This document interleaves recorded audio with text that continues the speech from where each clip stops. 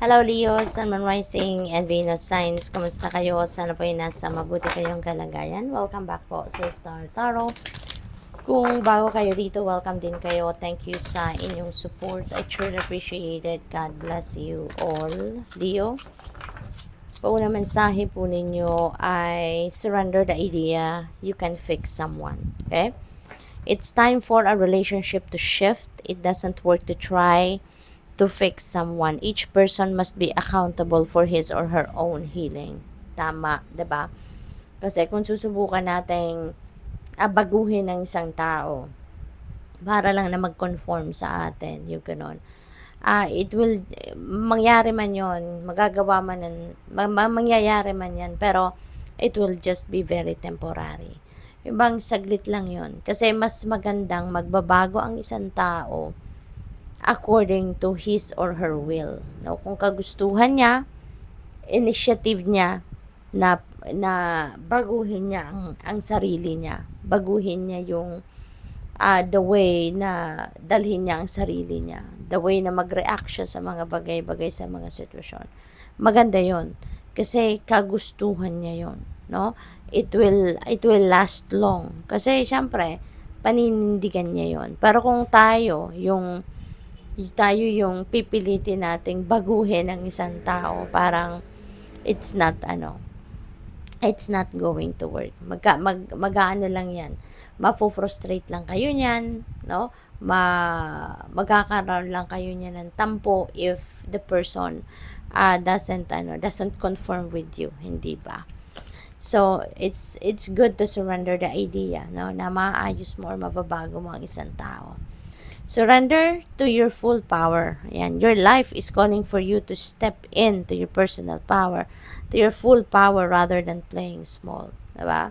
So, ito yon. You have the power, no?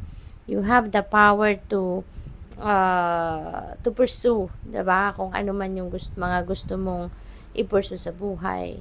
Ano yung mga pangarap mo, no? So, wag kayong umupo lang sa isang tabi and you'll say na hindi ninyo kayang gawin yon, na hindi nyo mararating yon, na hindi nyo kayang abutin ang mga pangarap ninyo, na hindi ninyo maisa sa katuparan, kung ano man yon, diba? Because you have that power to do it. You have the power, you are equipped also with talents, skills, and gifts for you to be able to carry out kung ano man ang mga ine-envision ninyo for yourself. Diba? Kung ano yung dreams ninyo, ano yung pangarap ninyo. What else? We have surrendered to inner peace. Cultivate inner peace on a daily basis in quiet, meditative moments. Focus on the stillness within and enjoy this inner refuge. Others will feel your good vibes too, and your life will flow more easily. Diba? Kaya ninyong makamit yan. Yung serenity, yung tranquility, yung peace. Kayang-kaya ninyong makuha yan. Kayang-kaya ninyong ma-experience yan. Okay? You just need to meditate.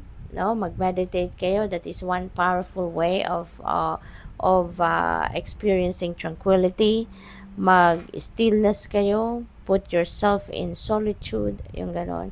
Mapag-isa muna kayo, spend time by yourself, mag-me time, yung ganon. And for sure, no, na-experience ninyo yung peace, yung tranquility, serenity na gusto ninyo. We have surrendered low self-esteem. You deserve success. Okay? Love and abundance. Set an intention to identify and release any remnants of low self-esteem. Okay? Alam naman ninyo, 'di ba? Parang ano yan dito ni full power ka mag-anak yung energy na to. No, na alalahanin ninyong may kapangyarihan kayo, no, to reach for your dreams, to reach for your goals, okay? Kaya wag kayong mag-alala na hindi ko to kaya, because kaya ninyo yan. Wag kayong mag-isip na you don't have the power to do it, you don't have the resources to do it, no? Ang importante dito, may plano kayo. Alam ninyo kung ano yung gusto ninyong marating, ano yung gusto ninyong mangyari sa buhay ninyo, 'di ba? And convince yourself na you deserve kung ano man ang nakikita mo sa ibang tao. You deserve it. You deserve success. You deserve love. You deserve abundance. Okay? So, what else? Tignan natin kung ano pa yung mensahe para sa'yo.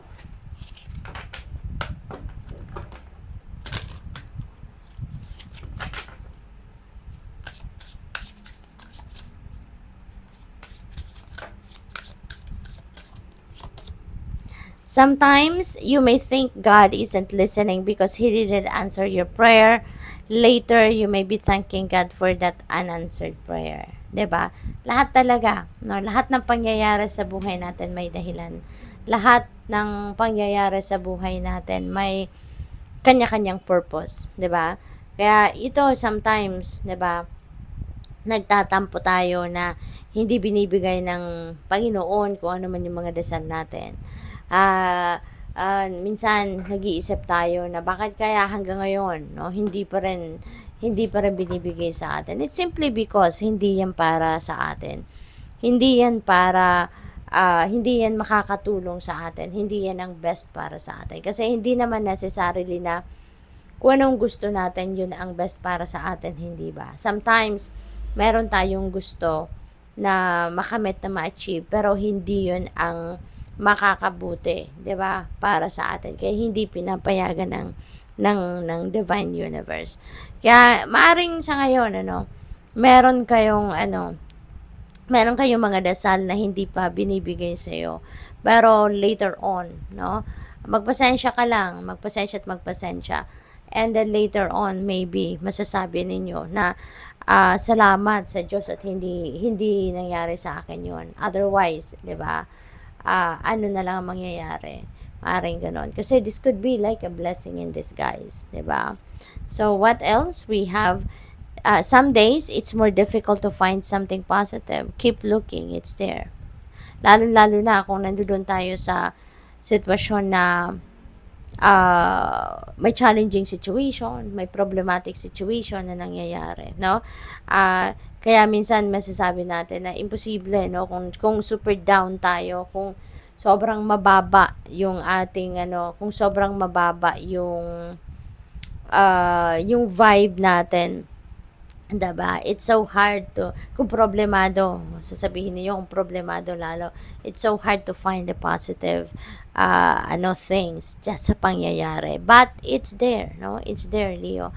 Always remember na kahit nandun, even in our darkest circumstances, there will always be, no? There will always be a positive aspect to it. Kahit sa darkest situation ng kahit sino man, there will always be a silver lining. Kaya dapat doon tayo mag-focus lagi.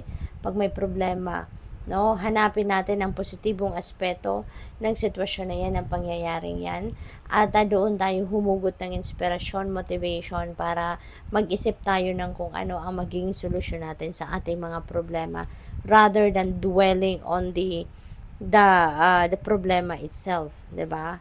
Solusyon agad ang dapat nating isipin.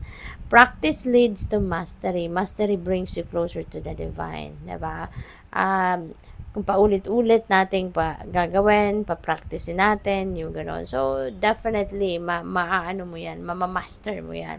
Magiging super galing ka dyan, hindi ba? Kaya, sometimes, kailangan lang natin na magpasensya din, no? We should be very patient sa ating mga ginagawa. Kasi, bibihira naman ang sa unang salang pa lang, sa unang try pa lang, talagang perfect na, hindi ba? Kadalasan, sa una, mangangapa pa tayo. Pangalawa, makaka-adjust ka na ng konti. You can try a different way of doing things. Tapos, kung hindi ka pa rin kumbinsido dyan, hindi mo pa rin nagustuhan, 'di ba? Gusto mo perfect, then you can try another. You can practice, 'di ba? Hanggang sa makuha mo at ma-perfect mo ng ginagawa. Kaya sometimes kailangan natin na mag-practice ng patience, no? So good luck. Thank you for watching. Love and light. Namaste.